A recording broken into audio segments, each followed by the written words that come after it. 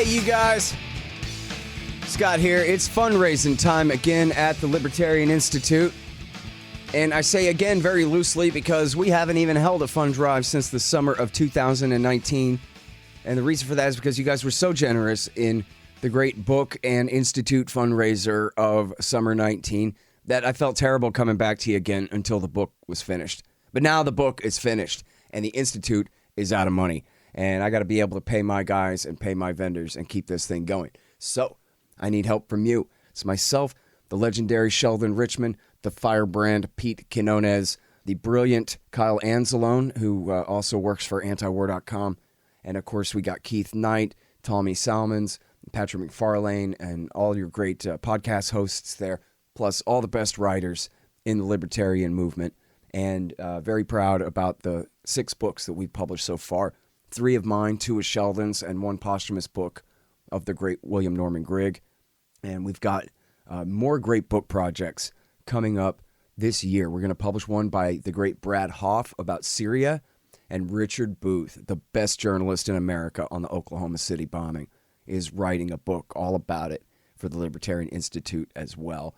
And not only that, but now that Enough Already is done, we're going to try to make part of this fund drive an effort to raise money to buy extra copies of wholesale books so that we can send these to, I don't know, the few best congressmen and their staff, the best people in media, all the middle-ranked newspapers, and, you know, a stash. I like to send 5 or 10 books to all the best peace groups so they have them for all their people and whatever. Of course, the advantage of publishing these books at the Libertarian Institute is we get to do them however we want. But the disadvantage is we don't have a big marketing team and a big budget. And that's where you guys come in.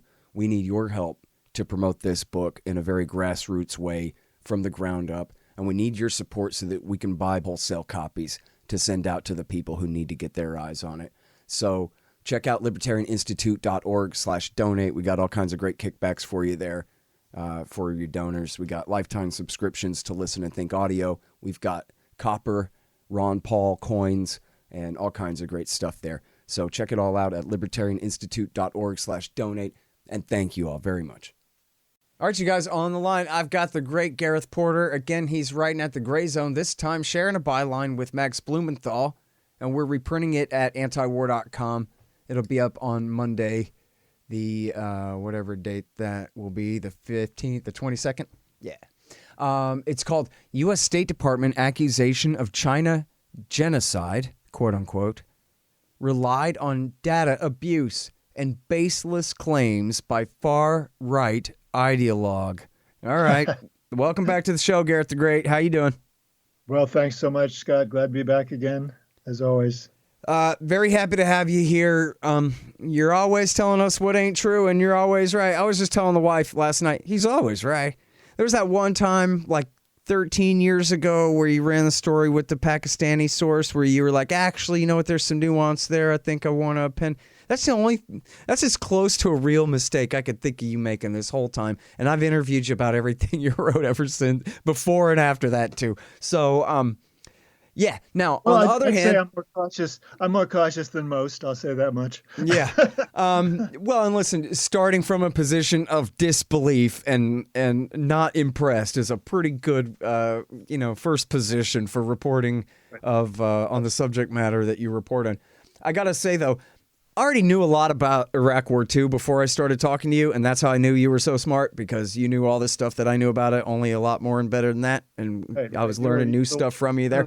I don't know anything about China, not really, other than I know that my friend Eric Margulies says that he saw Chinese Uyghurs training at CIA camps in Afghanistan in the summer of 2001, which must have been some of the same men who were then later rounded up and tortured in Guantanamo Bay, Gareth. And I know a bunch of Uyghurs fought in Syria on the side of the CIA and the jihadists there.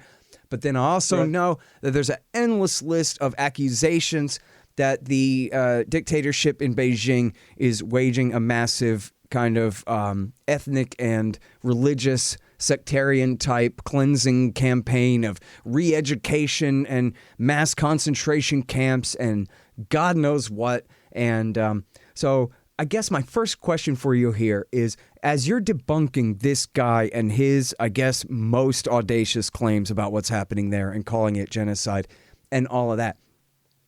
What percent of the entire narrative is coming from this guy and his think tank and close allies and the American State Department? And what other journalism is there in the world about what's really going on there and how bad it really is compared to what this guy is saying? Because I don't think in the article that you're saying everything's fine. You're just saying No. everyone there is equally screwed and it's not exactly the way they portray it and that kind of deal. So can we start with what is really going on before you tell us what ain't? Sure, absolutely. And I did want to do that in any case. I'm glad you started in that vein. This is a situation in China where clearly there is what would be regarded as human rights abuse in terms of detention centers that are, not voluntary, obviously, and are not desired at all by the Uyghur community. It's against their will. And, there's bound to be some harsh treatment in those centers of various kinds. And so, that is not part of this story, but clearly, this is not something we're attempting to refute or to deny, that there is very harsh treatment of Uyghurs in that regard. But obviously, the story here goes way, way beyond that and suggests that there is indeed a policy of genocide toward the Uyghurs based on a lot of stuff that is simply, not true or, completely misinterpreted. It's untrue and misinterpreted, I should say. And so it's really one of the worst cases of sort of malfeasance in regard to an alleged scholarly effort. Since I was sort of debunking the case, the notion that North Vietnam was essentially committing their version of genocide against the better off classes of North Vietnam during the land reform program, talking about hundreds of thousands of poor, not poor, but more well-off North Vietnamese who were rounded up and killed. And I found, just a complete abuse of scholarly practice in the process of putting out that story. And it reminded me of that when I was looking at what Adrian Zenz, the author of this initial pamphlet, if you will, charging the genocide against China, against Uyghurs, I saw a real parallel between the two. So really, I think this is a story about the lack of honest reporting or analysis by somebody who then gets picked up by the major news media and by political, administrative officials, including former Secretary of State Pompeo and present Secretary of State under Biden and Biden himself. So we're talking here about a fiction that has gotten completely out of control very quickly. Mm-hmm. All right. So tell us, who is Adrian Zenz? Who is Adrian Zenz? That is indeed the right question to start with. Basically, Adrian Zenz is a right-wing religious fanatic who believes in the rapture, like Mike Pompeo. At least supposedly he does. Who knows what he actually believes? But Zenz is a genuine religious fanatic who also believes that women should not be given equality, gender equality, that is a plot by Satanists to ruin their correct status in the home. So he is not somebody who should be allowed to be sounding off on this kind of issue without the most careful scrutiny and fact-checking, which, of course, we know that BBC, Associated Press, and CNN just totally failed to do. They were not interested in checking on him. They picked it up, lock, stock, and barrel. But he's not qualified. I mean, he speaks, at least we know that he reads Chinese. He uses Chinese documents. but he simply does not use them honestly. He distorts their meaning, and in some cases, as Max picked up, I mean, he's the one who found this. He completely magnified the size of a particular statistic by a factor of 10. And that's we'll get to that when we come to that part of the storyline. But basically, he is not to be trusted at all, and instead he's been picked up by the country's leading major news outlets, as well as now the highest officials of the United States. It's alarming, to say the least. Mm-hmm. All right, now you talk about how. Well, a couple of things here. First of all, you quote Lyle Goldstein, who I really like, who writes at the National Interest regularly, and I've interviewed a couple of times, whose emphasis is on, and who's at the Naval War College still, and who his speciality is debunking the hype about Russia and China and why we ought to be so afraid of them and build up to defend ourselves from them and all of these things. And I know he's a real expert in both countries. And you quote him here saying, look, what's going on in Xinjiang province is not nice, but it is not genocide. Exactly. It's a good quote, I think, to set the stage to sort of frame this longer analysis of the facts that we have in the piece. And I agree that Lyle's a very good source and a reliable source. And for him to just say that, with such clarity and without any hesitation, I think is a big reason for additional reason for doubt or severe questioning about this whole story. Right. And of course, yeah, I would want him to show his work too and everything, but I'm just saying it's a good start when somebody who I think has already displayed really great judgment on a lot of these questions in the past is right, kind of, as you're saying there, so dismissive of this. Look, let me tell you what ain't true. This, he's pretty. He was dismissed. I would say exactly that. That's what his stance is. All right, so now break down these numbers and make me believe you. Yeah. Well, let's start with just a fundamental point here as an introduction to what Zen is trying to get across here. He begins by claiming that this is a genocidal policy on the basis of his supposed take on the Genocide Convention itself.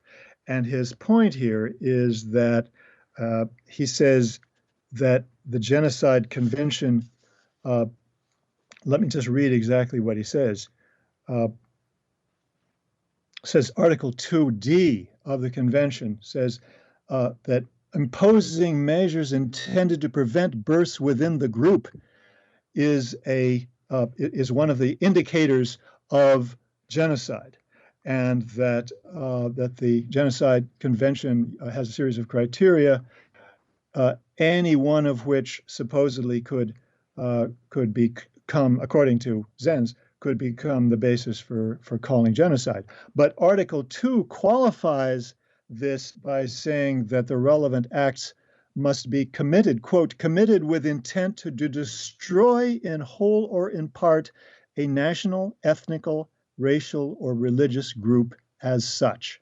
So this is the beginning of Zenz's misleading approach to the whole subject by sort of selectively picking out one line, which is really meaningless unless you combine it with the rest of the other parts of the definition of genocide in the convention. So I just wanted to make sure people. So in other words, that. It sounds like what you're saying is this is a totalitarian country where the government recognizes no limit on their authority to regulate people's family life to the nth degree, and they're all getting it essentially the same. And so, as horrible as that is, you're disputing that they're really being singled out for being Uyghurs and Muslims. Is that it? Absolutely right. That's exactly the point. That was where I was going in my next breath, shall we say. It's exactly right that what's happening there in China is definitely a totalitarian, if you will, approach to the subject of population control. which has been extremely effective in terms of what they set out to do, and effective in making it possible, arguably, for China to achieve a great deal more, much faster than perhaps any other country has over the past several decades. But at the cost of imposing practices on the population which are against the will of at least a large part of the population, and which can be criticized on that basis. But certainly calling it genocide is another whole level, which is not simply not justified by the evidence. And furthermore, the point that really has to be made at the outset, talking about the whole question of China's population policy, is that it was from the beginning a policy that established harsh, if you will, harsh limits on births by the Han majority. And it did so at a time when the Uyghurs were being exempted from those harsh measures or those harsh limitations on the number of births that could be used by or allowed to the Han Chinese population. The limit was one child per family for the urban Han population and two children for rural Han population. And the Uyghurs were allowed to have two children for urban couples and three children for rural couples. So they were given a very distinctly more favorable, if you will, in terms of their own desires, a more favorable situation in regard to freedom to practice their own family planning. Now, of course, Uyghurs want to have large families. Their culture is one of definitely wanting large families, even more than Han Chinese after several decades under a Chinese communist rule. And so the reality is that, in fact, Uyghurs had, in many cases, I can't give you a specific percentage, but in a very large proportion of cases, they were having much larger families. And Zenz himself even concedes that the Uyghurs often had 8 or even 9 children in their families. And so it's pretty well documented that they were not at all subject to meaningful limits on their family planning as the Han Chinese were until 2017. And then, the Chinese government made a fundamental decision, a policy decision, that both Han Chinese and Uyghurs would be subject to the same limits on family planning, the same one that the Uyghurs had been subject to before: 2 children for urban couples, 3 children for rural couples. And that represented a major concession to the Han Chinese. It allowed them a much greater freedom compared with what they had been subject to before. And so this is the context, really, the policy context in which these statistics are, should be evaluated. I think Zenz does not deny that, but Zenz steers the reader away from that fundamental reality, which puts an entirely different slant on, an entirely different perspective on the whole question of limits on Uyghur families. The size of Uyghur. And again, I've been writing a history book about the Middle East for the last little while, and I know so little about this, but at least the stories coming out, right, are that this is all taking place at the same time, that they're rounding all these people up and trying to berate them out of their religious beliefs and kind of trying to Haninize them somehow or something like that. Is that not right? Because that's a genocide in its own sense, right? Cut all the Navajos' hair off and put them in white Christian schools and force them to become us. Well, you can make an argument that the policy toward the Uyghurs has now tended towards, making them more like the Han. There's no question about that. They are, that process has already begun. Let's start with that fact. But I'm just saying, like the birth rate stuff that we're talking about is in the context of all of that too, right? That they're correct. So, But I think I just want to make the point here that that what you're talking about, the policy of making Uyghurs more like Han, which does exist, no question about it, is in large part the inevitable consequence of development in Xinjiang province, which has benefited both Han Chinese and Uyghurs have participated in that, very strongly. I mean, they have gotten jobs, they have worked in the urban area of Xinjiang, and that doesn't mean all of them have been. Some of them have held back, and for whatever reason, because they didn't have the qualifications to get those jobs or whatever, they have been outside, the modern economy of Xinjiang province and of China. But that process had already begun, and it is, you can compare the situation in Xinjiang with, let's say, the Navajos or other tribes in the United States who are moved out west, whether it's Midwest or far west, and basically left to their own devices, except for, as you say, putting the children in Western schools. But the comparison breaks down because, in fact, Uyghurs have been not just allowed, but encouraged to participate in the development in Xinjiang in a way that has improved their lot by a degree that is simply incomparable in terms of, you can't compare it with the Native Americans at all. They were simply left to rot, essentially, and that has not been the case with the Uyghurs. Yeah. So there are two sides to the policy, is all I'm saying. Hey, y'all, let me tell you about the Libertarian Institute's latest book, What Social Animals Owe to Each Other, by our executive editor, the great Sheldon Richman. For decades, Richman has been explaining libertarianism to the left from the left. He makes a strong case that any honest liberal, progressive, or leftist actually should be libertarians, since in fact it is freedom itself that provides what y'all want. Richman argues the case for liberty and peace, the human spirit and social cooperation, for true liberalism, libertarianism, against the corrupt forces of statism, corporatism, and violence. What Social Animals Owe to Each Other by Sheldon Richman. Now available at libertarianinstitute.org/books. Hey guys, Scott Horton here for Mike Swanson's great book, The War State. It's about the rise of the military-industrial complex and the power elite after World War II, during the administrations of Harry Truman, Dwight Eisenhower, and Jack Kennedy. It's a very enlightening take on this definitive era on America's road to world empire. The War State by Mike Swanson. Find it in the right-hand margin at scotthorton.org. Okay, so break down more statistics then. I mean, you don't have just the birth rate stuff. You're going for more than that here, right? Well, I think the thing that Zenz puts forward as the single biggest argument for genocide is that the rates of population growth in the Uyghur community fell by 84% in the two most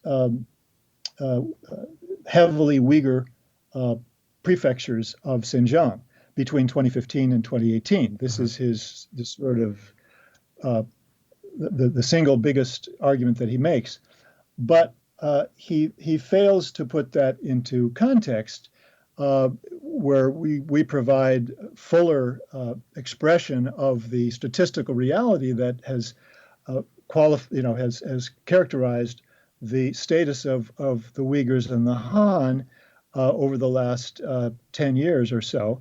And you begin with the fact that over the last 10 years, the Uyghur population growth has increased by a factor of 2.6 compared with the Han population growth. It's 2.6 times larger than the Han population growth over the last 10 years. So in other words, it sounds like when the Democrats and the Republicans, for that matter, are talking about a cut, but they're just talking about cut in the projected rate of growth.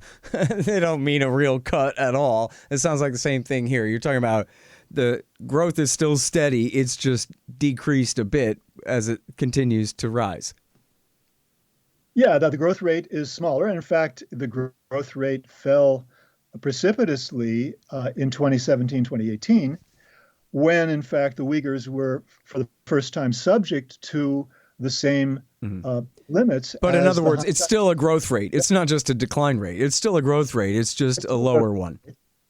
Right. It's a growth rate over the 10-year period. But in the last couple of years, of course, it's gone down significantly. I think that's the fair way to put it. Okay.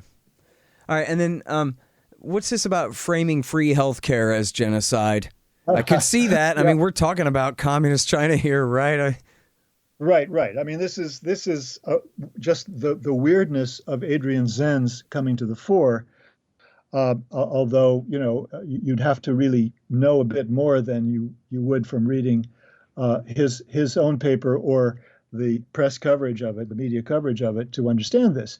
I mean, he's claiming that what the programs that the Chinese government has put into operation in Xinjiang in recent years, which have essentially made special efforts to raise the health status of the Uyghur population, sending these groups of military and civilian people out to do examinations and to give them medicine and give them other means of improving their health status. He's treating this as part of a genocidal policy, which is completely off the wall, and it's just part of the broader problem of Zenz as an extremist who is bound to misinterpret virtually everything within the context of his own crazy ideas. Mm-hmm. And then, so, I think that Max Blumenthal had written in the past about some Australian think tank that was putting out all this propaganda too. Did you review that stuff? I have seen it, but I'm not in a position to really discuss it in detail, to tell you the truth. I mean, I just know that he did do a takedown of this government funded. In fact, it's the it's the think tank that serves the military and intelligence apparatus of Australia. So, I mean, just know that outfit was putting forward propaganda that fit its own interests about China, right. Which, of course, Australia has bought into, at least in part, to the U.S. take on China's the threat from China. So it was in that larger context. Mm-hmm.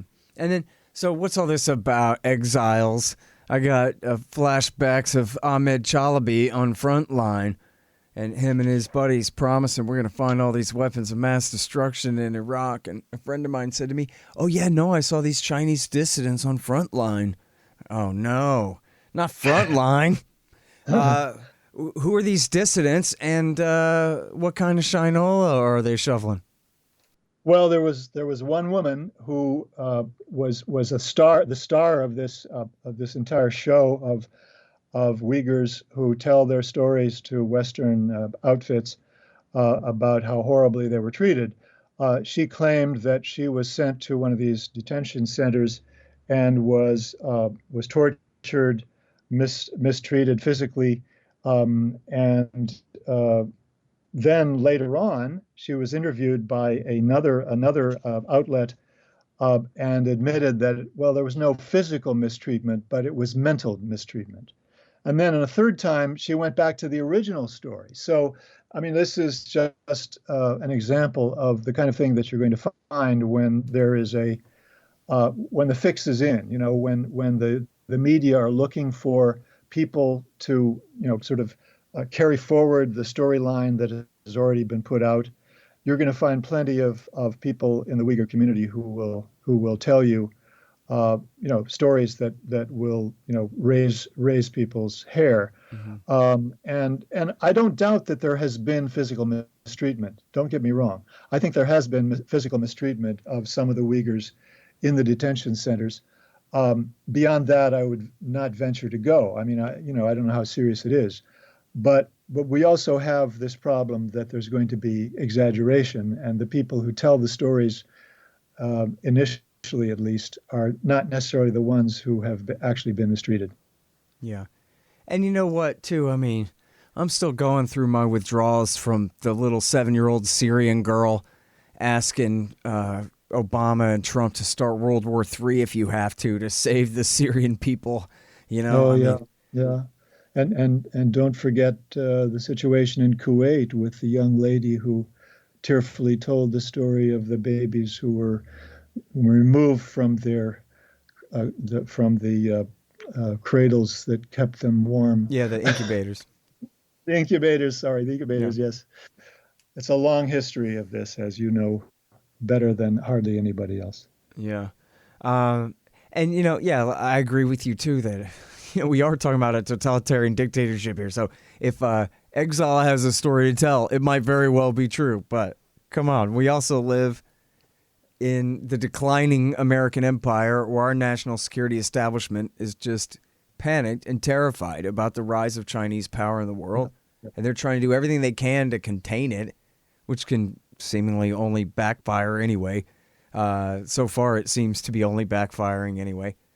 I think, and it's clear that they'll glom onto anything that they can, just like if they're demonizing Saddam or the Ayatollah or David Koresh or anybody else on their hit list, yeah, I would just start with the point that it would be a safe rule of thumb not to trust stories of Uyghur women who claim that they were gang raped in detention centers.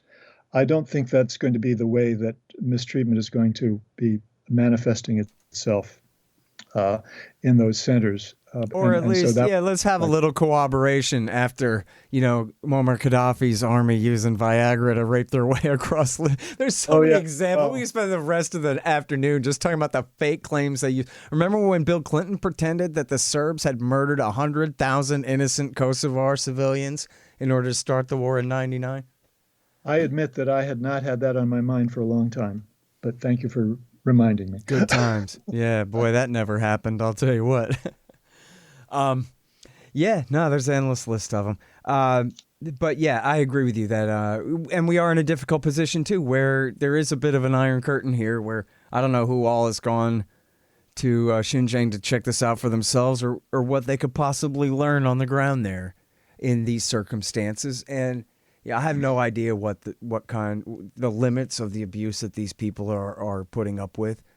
For all I know, they're torturing them to death like the CIA. Well, I think there's a huge difference here between what we're talking about in Xinjiang and what the CIA has done for a whole raft of reasons, but I want to get into that. I think the other thing that I haven't talked about. Well, I guess just to finish that thought, I was just going to say, but let's see the proof, before I believe anything. Just like, yeah, Saddam Hussein tortured people to death. That's not a lie, but I just don't think that's a good enough reason to start a war. And the lie and the stories about him went far beyond that, and et cetera, et cetera. Real context matters.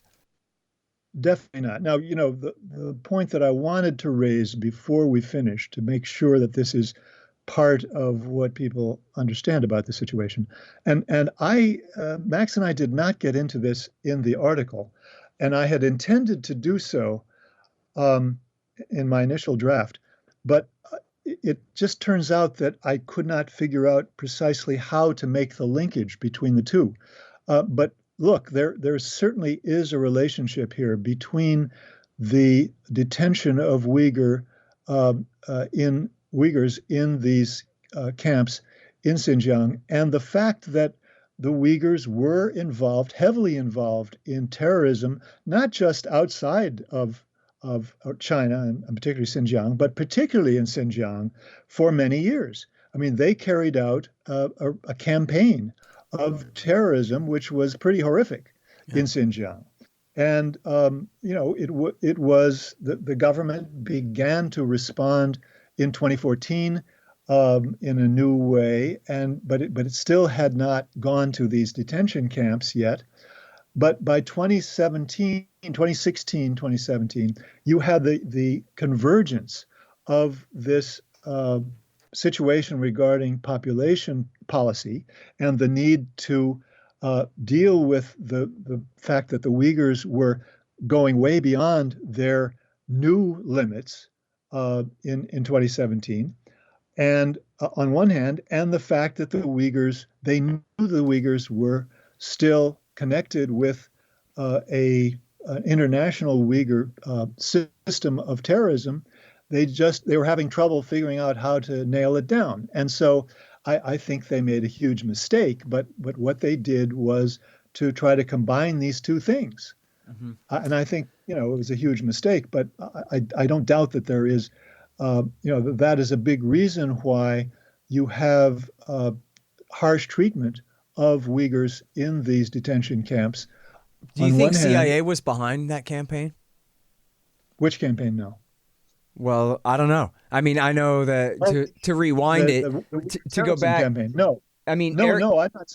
I'm not suggesting CIA was behind the Uyghur terrorism campaign. I don't have no reason to believe that, or I do. No evidence. I mean, again, Eric Margulies, and this goes back, but when Eric Margulies saw the Uyghurs training at what he said, and I've asked him about this again. I should put you in touch with him. You can ask him all the follow-up questions in the world about it. But he said they were CIA camps in Afghanistan where Uyghurs were training in the summer of 2001. So it was obviously a Clinton-era program that was continuing into the Bush Jr. years. And this is a month or two before the September 11th attack. And that they were for use against the Chinese is what they were for. And then as recently as, 2015, we have Seymour Hersh talking about thousands, and there's other reporting too, thousands of Uyghurs who went to Syria and that's, the Turks have this kind of band of influence from the old Ottoman Empire of the Turkic countries, spanning all the way from Turkey to China. And and there are guys, right? The Turks funneling these guys from far western China to Syria to fight against Assad. Absolutely. But that's all I know. Now, I don't know anything specifically about the CIA using them inside China since the war on terrorism began, but I'm just saying it's a good question, It's a question to be examined, no question about it. But I would say that we're talking about a very complicated set of different periods and of different types of terrorism, and that you're going to have to distinguish among those. Absolutely, that's all. But yeah, I mean, would you be surprised to find out that some intelligence officials say that actually we kind of brought this on the Uyghurs by supporting these? Robert Pape talked about how terrorism in China doesn't really work, that terrorism is a lot more effective in democracies where people can really react, but the government in Beijing is not so movable. So terrorism against them is likely to bring a clamp down, but it's not likely to bring any positive results for those provoking the reaction, only negative ones. And it's not unimaginable that an intelligence agency could decide to try to do that. But it would be different from the previous sort of notions of what to do about terrorism. I think that's worth further investigation. Although I don't know how to do it. To tell you the truth. Well, good. I mean, and I'm sorry because I'm not asking you to speculate, but just if you heard anything or anything, I know it came out. There was long suspicions about this, but there had been very little written about it. But then there's a leaked Stratfor email where they talk pretty good detail about the CIA and Saudi effort to bankroll the Chechen terrorists in their fight against the Russians, which the official story there, which I'm sure is true, right, is that Bill Clinton actually paid for the entire cost of Yeltsin and Putin's war in Chechnya. They picked up the bill for that war against those terrorists at the same time the CIA was backing them and helping the Saudis back them in that thing. That's a really bad one. We should learn a lot more about that. But we got one really good Stratfor email that doesn't leave much doubt that it's true. It's a great story if one can document it, that's for sure. Yeah. Absolutely. All right, well, listen, I'm glad you're on this. Obviously the empire's changing the subject to China, and so Indeed. The Middle East is still important, but this is the one that could get us all killed. Well, this and the Cold War with Russia too. And I can tell you, as I think I have already, I'm planning to really focus much more on China in the future, in the near future. All right, well, thank God for that. All right. Appreciate you, Gareth. Thank you, sir. Thanks very much, Scott. All right, you guys. That's the great Gareth Porter. He is writing at the Grayzone. This one, he's sharing a byline with Max Blumenthal, actually. And it's also reprinted at antiwar.com come Monday, anyway. U.S. State Department accusation of China, quote, genocide, relied on data abuse and baseless claims by far-right ideologue. That's a hell of a headline. I'm surprised Eric Garrett didn't make me rewrite it. The Scott Horton Show, Anti-War Radio, can be heard on KPFK 90.7 FM in LA, APSradio.com, antiwar.com, scotthorton.org, and libertarianinstitute.org.